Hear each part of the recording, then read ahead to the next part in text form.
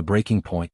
The Grand Assembly Hall of the Galactic Consortium stretched upward into artificial clouds, a deliberate display of power meant to humble anyone who entered.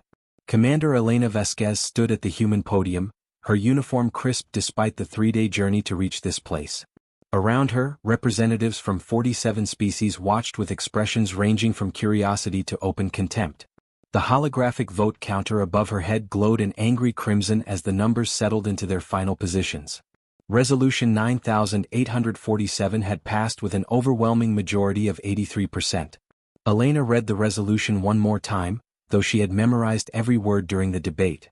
Humanity would be restricted to the Sol system and its immediate neighboring stars. No human vessel could travel beyond a radius of 15 light-years from Earth. No human colony could be established outside designated zones. All human trade would be subject to inspection and taxation at rates triple those applied to any other species. The vote had taken less than an hour. 40 years of human effort to integrate into galactic society had been erased in a single afternoon. The Zinthra representative rose from his elevated platform, his 6 limbs moving in what Elena had learned was their equivalent of a triumphant gesture. His translator converted his chittering language into standard galactic speech. The dangerous species has been properly contained. The consortium can now proceed with confidence that human unpredictability will not threaten galactic stability. The other delegates responded with their own species-specific sounds of approval. The Krell, massive reptilian beings who controlled the consortium military, stamped their feet in rhythmic approval. The Morvathian delegation, crystalline beings who served as the consortium's economic administrators, chimed in harmonic agreement. Elena had prepared a speech. She had spent weeks crafting arguments using the consortium's own legal precedents. She had documented every instance where humanity had followed regulations while other species had violated them with impunity. She had evidence of consortium corruption, of laws selectively enforced, of smaller species crushed under rules that powerful members ignored. But standing there, watching these beings celebrate the caging of her entire species, she realized words would accomplish nothing. These aliens had not gathered to listen. They had gathered to demonstrate their power. She activated her personal communicator, the gesture deliberate and visible to everyone in the hall. The message she sent was brief, just 3 words in a code that only other humans would recognize. Phoenix is rising. Then she looked up at the assembled delegates and spoke with a calmness that surprised even herself. The human species does not accept Resolution 9847. We do not recognize the authority of this body to imprison an entire civilization. As of this moment, humanity withdraws from all consortium agreements, treaties, and obligations. The hall erupted in noise. Delegates shouted and gestured. The Zinthra representative's translator struggled to keep up with his rapid protests. Supreme Chancellor Vex Thor, a Morvathian whose crystalline body pulsed with agitated colors, raised his speaking staff for silence. You cannot simply withdraw, Commander Vasquez. The treaties are binding under consortium law. You sign them freely. Elena smiled without warmth. We signed them under duress, Chancellor. When the alternative to signing is military blockade and economic starvation, that is not free choice. That is extortion. Your own consortium charter, Article 12, Section 7, states that agreements made under threat of force are void. I have studied your laws very carefully, Chancellor. Every single word. She turned and walked toward the exit, her footsteps echoing in the suddenly silent chamber. Before she reached the door, Vex Thor called after her. If humanity leaves consortium space, you will stand alone. No allies, no trade partners, no protection from hostile forces. You will be vulnerable to every pirate and warlord in the galaxy. Elena paused and looked back one final time. We have been alone since the day we met you, Chancellor. We have been vulnerable since you decided we were too dangerous to treat fairly. The only thing that changes now is that we stop pretending otherwise. The door sealed behind her with a soft hiss that felt remarkably final. 12 light-years away, in a facility buried beneath the lunar surface, General Marcus Chen watched the encrypted signal flash across his command screen. The 3 words he had been waiting 40 years to see. He stood from his chair and addressed the room full of officers and technicians who had gone silent at his movement. Protocol Phoenix Rising is now active. Send confirmation to all human colonies, all military units, all operatives in the field. The time for hiding is over. The room exploded into coordinated action. Technicians began sending coded transmissions through channels the consortium did not know existed. Officers contacted military units stationed in locations the aliens had never discovered. Engineers activated systems that had been carefully concealed for 4 decades. On the massive holographic display that dominated one wall, green lights began appearing across a 3-dimensional map of the galaxy. Each light represented a human colony, a military installation, or an operative team confirming receipt of the activation order. General Chin had been a young lieutenant when humanity first encountered the consortium. He remembered the initial excitement, the hope that humans had finally found their place among the stars. That hope had died quickly as the treaties began piling up, each one more restrictive than the last. The consortium had looked at humanity and seen a threat. They saw a species that bred quickly, adapted rapidly, and possessed a troubling tendency to question authority. So they had built a cage of laws and regulations designed to keep humanity weak and dependent. But they had made a critical mistake. They had assumed that because humans signed their treaties, humans accepted their fate. They had not understood that humanity could be patient. That humans could smile and bow and follow the rules while simultaneously building something the aliens could never imagine. For 40 years, humanity had played the role of compliant junior species while secretly constructing an entirely separate civilization in the dark spaces between stars. The operation had begun small, just a handful of ships and a few hundred colonists sent to systems the consortium considered too poor or too dangerous to exploit.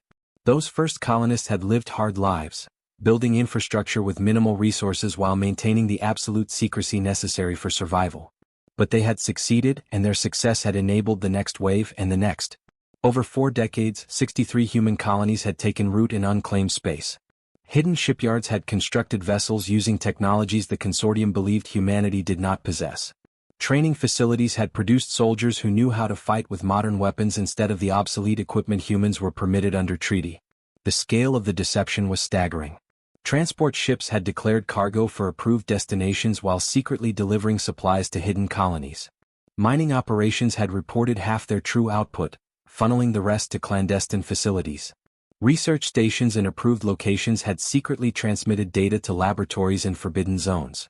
Thousands of humans had lived double lives, maintaining the appearance of compliance while working toward this moment. General Chin pulled up a personnel file on his personal screen. Captain Arya Thompson, commanding officer of the stealth frigate Silent Storm. She had been born on one of the hidden colonies, a place called New Anchorage that officially did not exist. She had never seen Earth, had never lived under consortium oversight, had grown up free in ways that humans in approved space could only imagine. Now she commanded one of humanity's most advanced warships, waiting in the shadow of a gas giant for her orders. The communication channel opened, and Captain Thompson's face appeared on the screen. Her expression was calm but intense, the look of someone who had trained their entire life for a mission and finally received permission to execute. General Chin, Silent Storm reporting. All squadron vessels are ready. We await your command.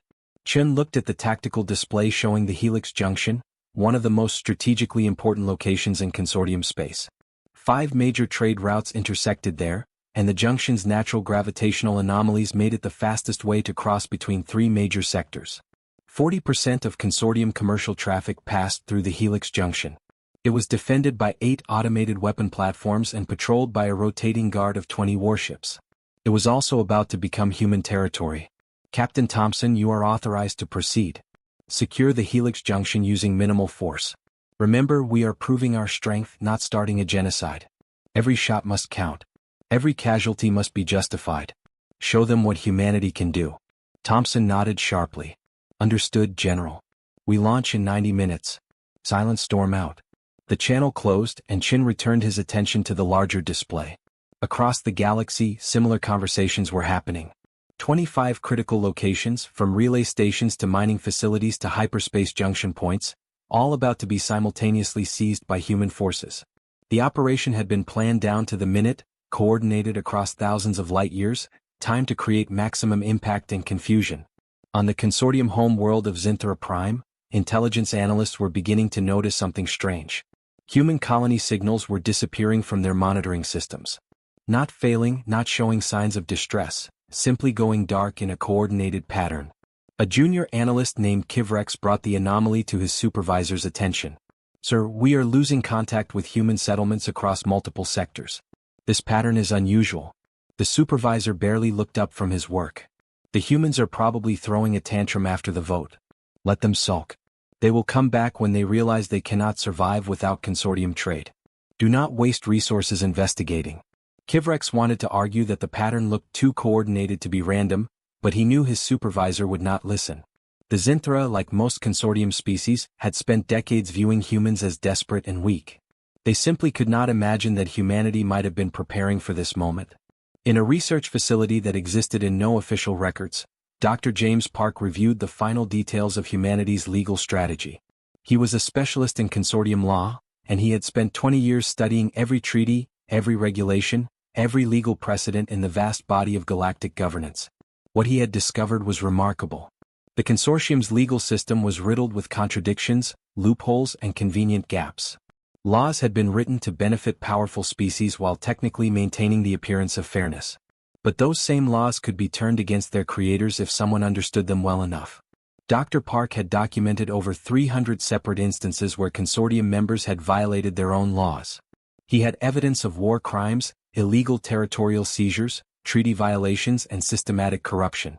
He had proof that the Zinthra had committed genocide against a species called the Rix 30 years ago, wiping them out to seize mineral-rich worlds and then claiming it had been a peacekeeping operation. He had financial records showing how the Morvathian economic cartels had deliberately crashed the economies of smaller species to acquire their resources at pennies on the credit. All of this evidence was organized, verified, and ready to be broadcast across the galaxy. When humanity made its move, they would not rely solely on military force. They would use the consortium's own laws and their own crimes against them. Dr. Park closed his files and sent a confirmation message to General Chin. Legal warfare package is ready for deployment. On your order, we can show the galaxy exactly what kind of organization they have been serving. Back on Earth, in a secure government bunker, President Sarah Mitchell watched the situation unfold with a mixture of hope and fear. She had been in office for 6 years, long enough to understand the full scope of humanity's hidden preparations but not long enough to have been part of the original planning. The weight of 40 years of work rested on the decisions being made in the next few hours. If this operation failed, humanity would face devastating retaliation. If it succeeded, everything would change. General Chin appeared on her communication screen. Madam President, all units report ready. Captain Thompson launches for the Helix Junction in 30 minutes. The other teams are synchronized. We can begin the operation on schedule. President Mitchell had reviewed the plans dozens of times. She understood the strategy, the risks, the potential outcomes. But understanding and authorizing were different things. Once humanity began seizing consortium infrastructure, there would be no diplomatic solution. They would either succeed in forcing a new arrangement or they would face war. General Chin, she said carefully, if we do this, we are betting everything on the belief that the consortium will negotiate rather than fight. Chin nodded. We are, Madam President. But we have studied them for 40 years. They are bureaucrats and merchants at heart, not warriors. They use laws and economics to control others because it is cheaper and easier than military conquest. When we show them that we can reach any part of the galaxy, that we can disrupt their trade and communications, that we have legal justification for our actions, they will calculate the cost of war versus the cost of negotiation. The math will favor negotiation. And if you are wrong? Mitchell asked. Then we fight, Chin replied simply. And we make them pay such a price that they regret ever caging us. But I do not believe I am wrong, Madam President. They are bullies who have never faced real resistance. When we show strength, they will back down. Mitchell took a deep breath and made her decision. Proceed with the operation, General. Show them what humanity can do. Chin saluted and the channel closed. Alone in the bunker, President Mitchell whispered a prayer to God she was not sure she believed in anymore. She prayed for the soldiers and operatives about to risk their lives. She prayed for the colonists who had spent decades building in secret. She prayed that humanity's gamble would pay off. Then she composed herself and went to address the people of Earth, to tell them that their long period of patient submission was about to end in one dramatic night. Captain Arya Thompson checked her chronometer one final time. 60 seconds until the Silent Storm and her squadron emerged from their hiding place and began their approach to the Helix Junction. Around her, the bridge crew moved with practiced efficiency, each person focused on their assigned tasks. Thompson had trained with this crew for 5 years. She trusted them completely. The countdown reached 0 and she gave the order that would change everything. All ships, this is Thompson. Execute Operation Phoenix Rising. Show them what humans can do. The galaxy trembles. The Silent Storm emerged from the shadow of the gas giant with her engines running cold, gliding through space on momentum alone. Captain Arya Thompson watched the tactical display as her squadron of 12 frigates and 6 support vessels spread into attack formation. Ahead of them, the Helix Junction glowed with the energy signatures of thousands of ships passing through its gravitational corridors. 8 weapon platforms orbited the junction point, and 15 Consortium patrol vessels maintained their regular routes through the area.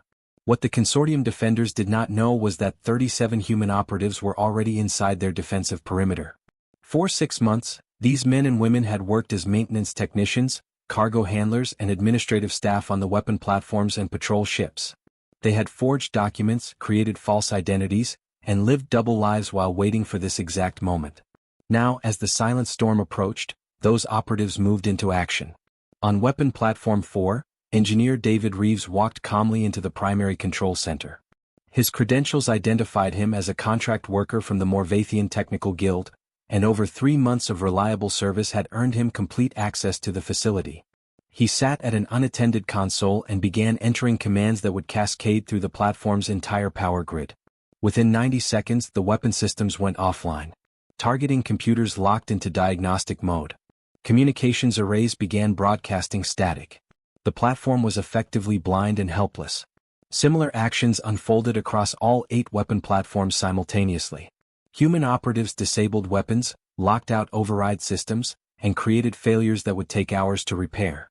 They moved with practiced precision, executing plans they had rehearsed hundreds of times in hidden training facilities.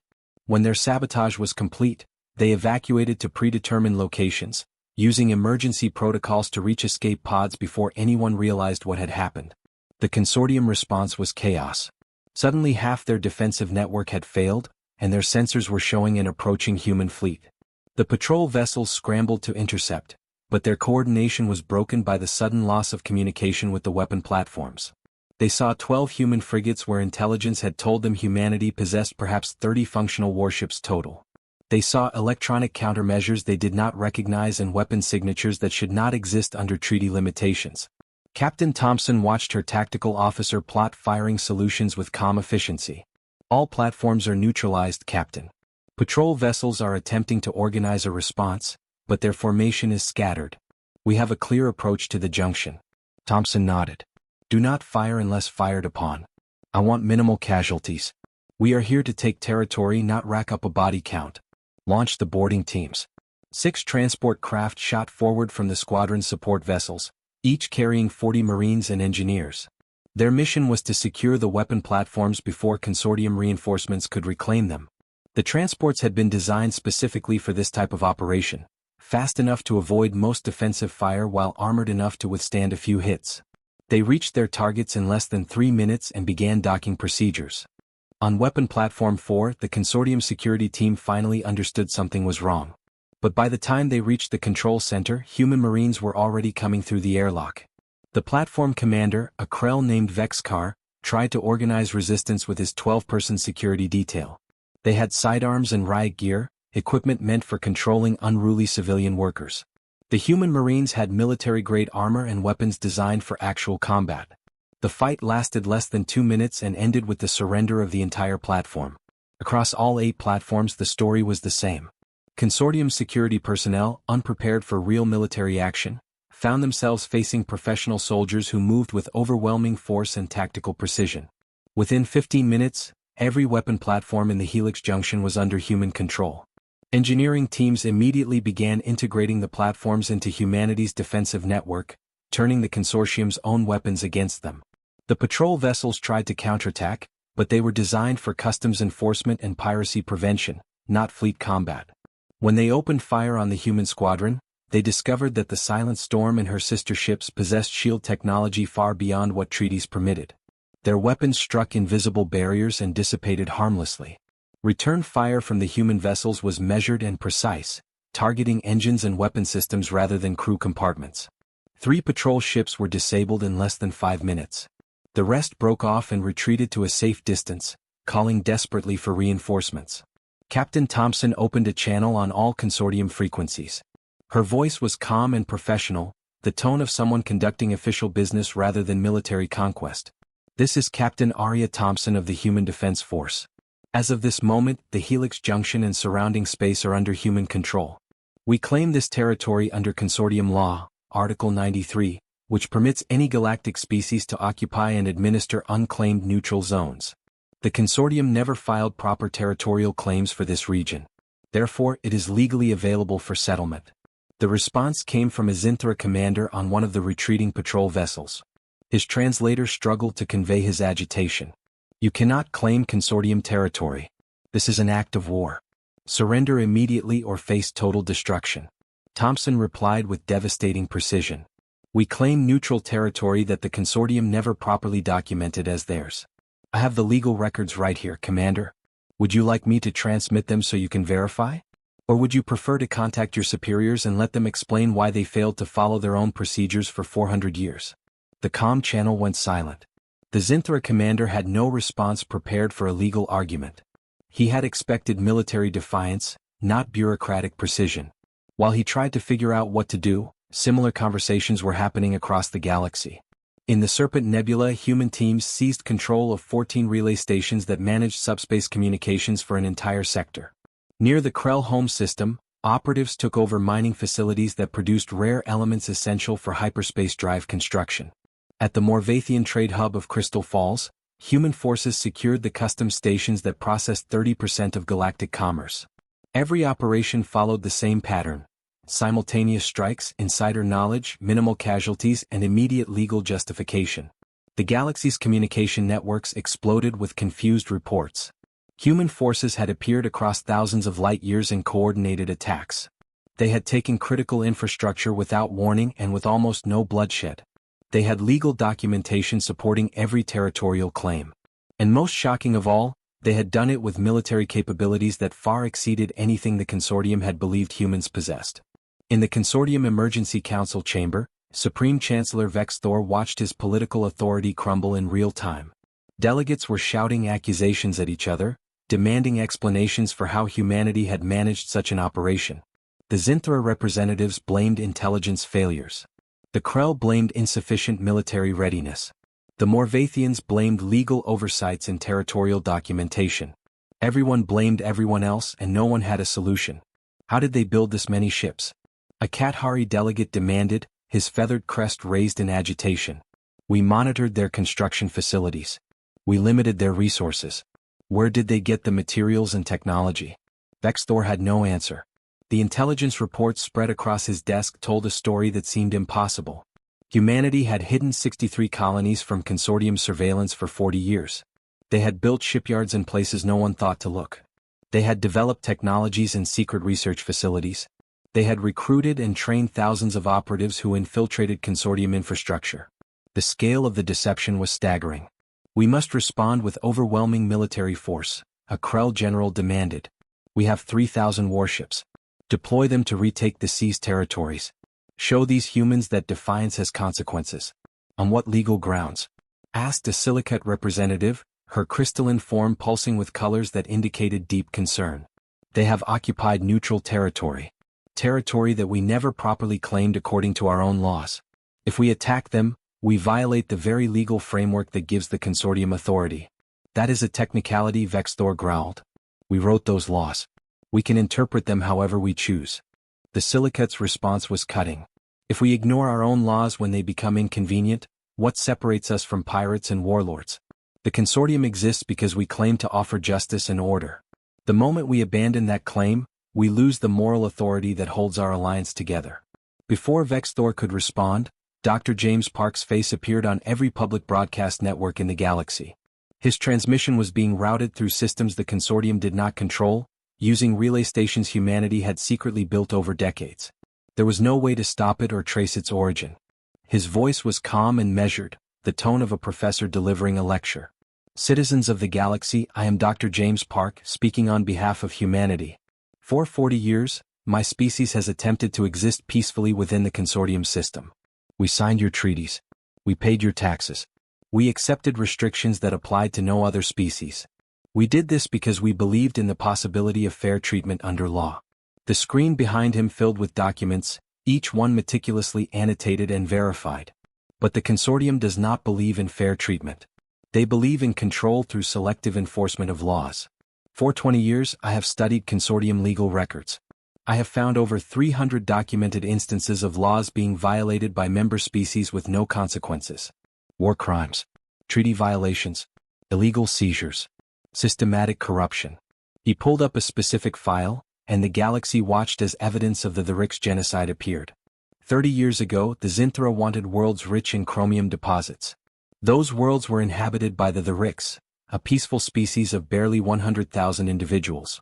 The Zinthra manufactured evidence of terrorist activity, obtained a consortium resolution authorizing military intervention, and then systematically exterminated the entire Rix population. The recording showed Zinthra military commanders ordering complete elimination of all the Rix settlements. It showed financial records of chromium shipments from the Rix worlds to Zinthra corporations. It showed testimony from soldiers who had participated and later felt guilt. The evidence was undeniable, and the galaxy reacted with shock and horror. Dr. Park continued relentlessly. The official consortium records describe this as a peacekeeping operation with minimal casualties. The reality is genocide committed for profit and covered up with bureaucratic language. And this is just one example. He displayed more files. Morvathian economic manipulation that deliberately crashed smaller species economies. Krell military operations in neutral space attacking independent colonies. Kathari corporations using slave labor disguised as cultural exchange programs. Each revelation struck like a hammer blow to consortium credibility. Species that had always feared they might be next suddenly saw their worst suspicions confirmed. Protests erupted on dozens of worlds. 3 minor species announced immediate withdrawal from consortium membership. 5 more demanded investigations and reforms. Dr. Park's closing statement was delivered with quiet intensity. Humanity now controls 25 critical locations across the galaxy. We did not invade your territory. We occupied neutral zones that you never properly claimed. We will hold these positions until the consortium agrees to negotiate as equals rather than as masters and servants. If you choose to attack us, we will defend ourselves. And we will release every piece of evidence we have collected. The choice is yours. The transmission ended and the galaxy descended into chaos. On Earth, President Mitchell watched the reactions flood in through diplomatic channels. Some species expressed support for humanity's position. Others called for military retaliation. Many simply seemed stunned that anyone had successfully challenged consortium authority. In his command center, General Chen received status reports from all 25 seized locations. Every position was secure. Every defensive system was active. Every legal document was ready for presentation. The operation had succeeded beyond his best projections. Not a single human casualty. Minimal alien deaths. Maximum strategic impact. But he knew the real test was coming. The consortium would have to respond, and their response would determine whether humanity's gamble succeeded or failed catastrophically. He opened a channel to all human military commanders across the galaxy. All forces remain at highest alert. The consortium will test us. When they do, we must prove that taking these positions back will cost more than they are willing to pay. Hold your ground. Show them that humanity is done being afraid. The consortium military, the mighty fleet that had enforced galactic order for 3 centuries, faced an impossible decision. They could attack the human positions and probably retake them eventually. But it would require deploying most of their forces to assault 25 locations simultaneously. The cost in ships and lives would be enormous.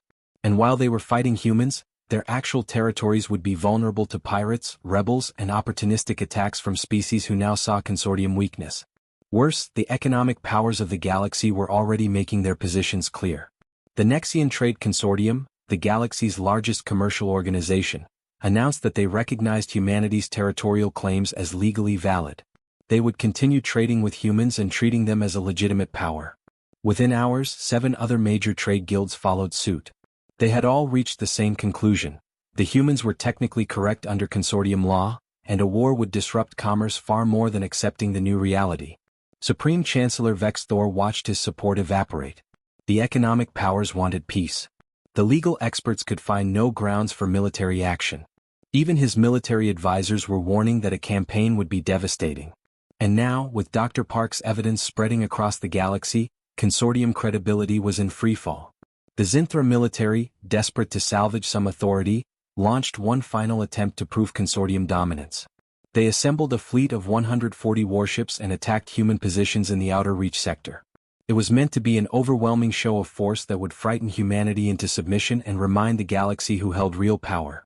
The human garrison commander in the Outer Reach was Colonel Diana Foster. She had spent 15 years studying Zinthra military tactics.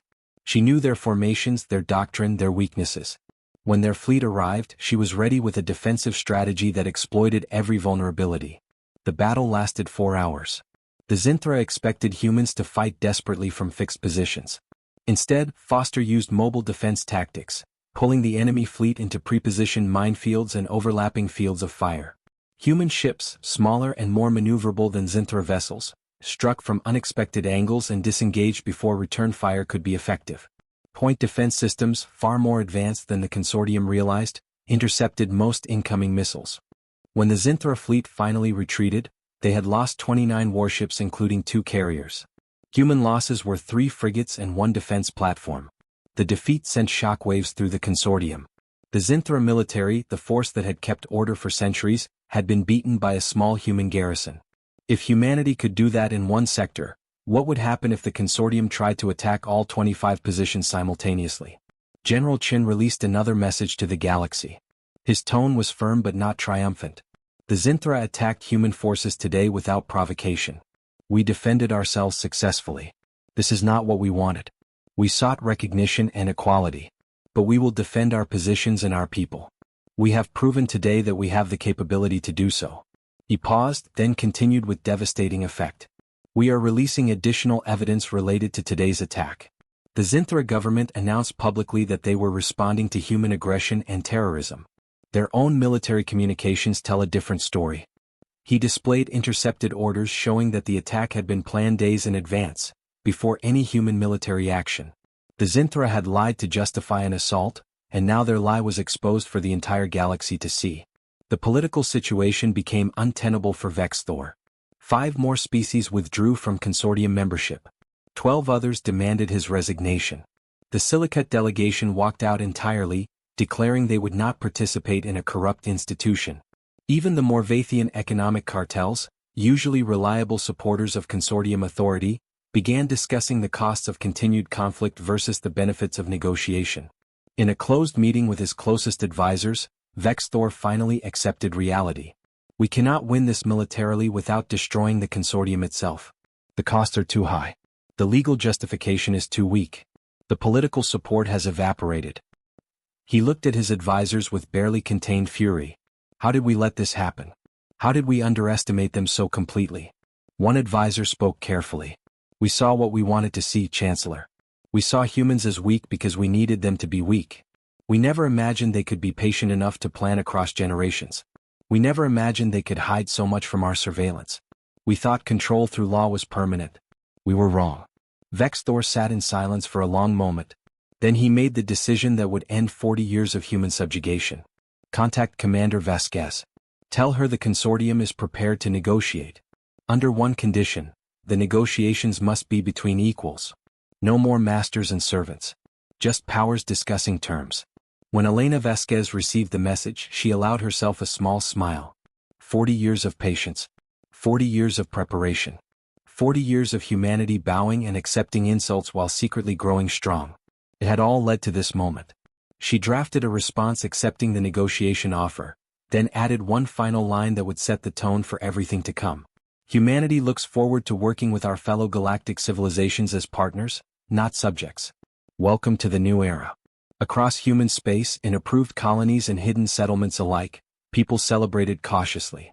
They had won the first battle, but the real work of building a new relationship with the galaxy was just beginning.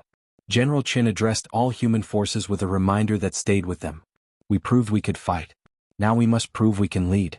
We must show the galaxy that a species from a death world can be strong without being cruel. That we can demand respect without becoming what we fought against. That is the real test ahead.